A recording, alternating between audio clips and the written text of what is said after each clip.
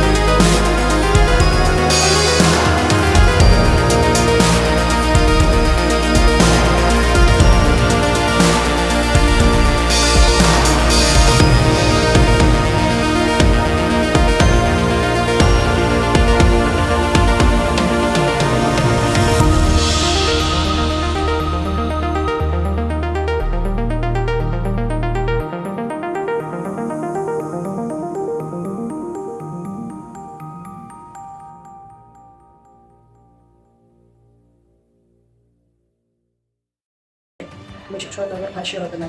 এখান থেকে গল্পটা পর্ব থেকে ঘোরানো যায়। দেখা গেল সেটা খারাপ ঘোষ সিনেমায় সিএম আমরা যে ক্যারেক্টারটা রয়েছে বা তাদের যে সবাইকার কিছুটা মিলে গেল। তবে এখানে জিল্লু আবার ঝামেলা করে। এই জিল্লু এলো কীভাবে এখানে? জিল্লু আবার ঝামেলা করে। এই জিল্লুকে আমি কী করি, তাই ওই নিজের জিল্লুকে রাক্ষস সিনেমায় প্রেজেন্ট করলো কীভাবে? তার মানে মেহেদী হাসান হৃদয় সত্যি বড় ভাই এই সিনেমাটাকে অন্য একটা ওয়েতে প্রেজেন্ট করেছে। গল্পটা অন্য কিছু দেখাতে চেয়েছে। আমি যে গল্প বললাম সেই গল্পের সাথে মিল নেই। ওকে, এটা ভিন্ন একটা গল্প তুলে ধরেছে উনি। এখন আমার কথা হচ্ছে, আপনারা যারা আমার এই গল্পটা শুনলেন, ওকে, তাদের কাছে যারা গ্রাহক সিনেমা দেখেছে, গল্প সিনেমা দেখেছে, আর আমার গল্পটা শুনলেন, আমি যেমনটা ভাবলাম এমনটা যদি করা হয় হতো তাহলে কেমন হতো। আর রাক্ষস সিনেমার মাধ্যমে যে বিষয়টা তুলে ধরা হয়েছে তা অবশ্যই ভিন্ন, কারণ এখানে জিল্লুকে আমরা অন্যভাবে পেয়ে যাচ্ছি। ওকে, এবারে ওনার ফিলোসফি ভিন্ন, ওরা যে গল্পটা সাজিয়েছে ওটারটাই ভিন্ন, আমি যেটা বললাম সেটা ভিন্ন হয়ে যাচ্ছে। এখন তারা আর কি কমেন্ট করে জানাবেন যে কারটা বেশি পরিমাণে আর কি মিনিমাম মতো মানে গ্রহণযোগ্য বাচ্চা 5%। ওকে, কারটার মধ্যে হয়েছে, হ্যাঁ আমারটার মধ্যে হয়েছে, কেউটি যেটা তুলে ধরে সেটার মধ্যে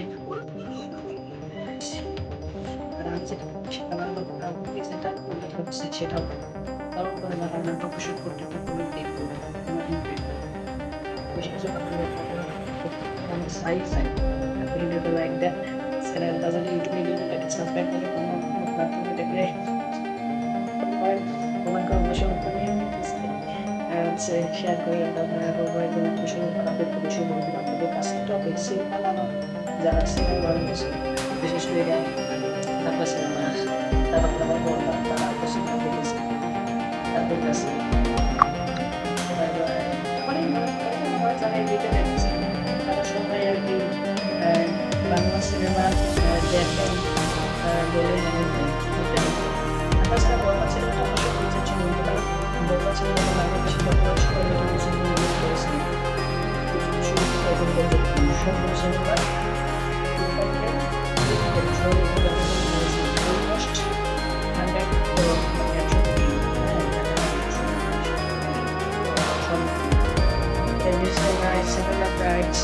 থিয়েটার ওভারঅল সব মিলিয়ে। ওকে, বাই। কমেন্ট করে কিন্তু জানাবেন, আমি